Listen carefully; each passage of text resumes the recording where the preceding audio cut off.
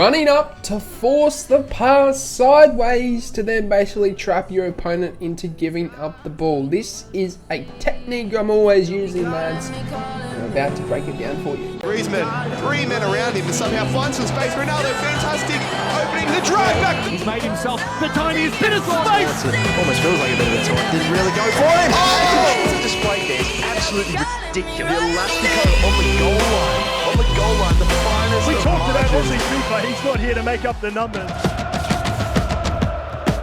When you select a defender in the back and your opponent is running forward with his attacker, okay, he's progressing forward towards your 18-yard box.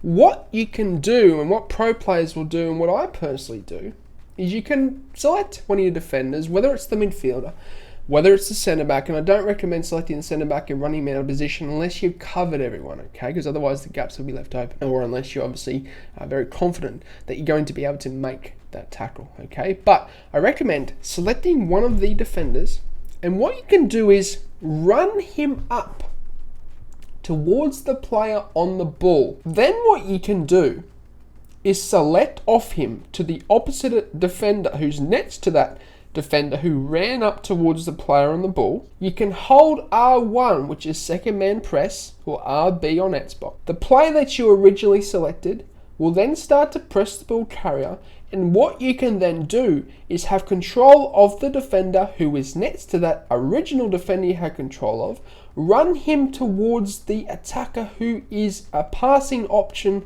a viable passing option for your opponent. And what will more than likely happen is, because he is under pressure with the original defender, he will be forced to pass to that other attacker. But guess what? You're 2 steps ahead, lads.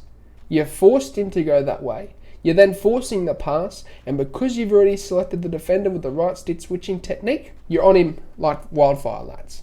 Okay, and basically he won't have any time. If you don't get there in time to actually, intercept the ball or make the tackle, at least you've got a lot of bloody pressure on him, and he has to then think twice about where he's going to go next. He actually might be forced backwards to his centre back if he's a good player. If he's not a good player, you'll more than likely win the ball back. It's a very viable option of defending in FIFA 22, and it does work, boys and ladies and gentlemen. Okay, so be sure to basically use this defending technique. It's something I personally use against pro players, even because they will have to be forced backwards, or in general if they don't make that pass, I'm in a good position to make that tackle, lads, and it is game changing. It truly is.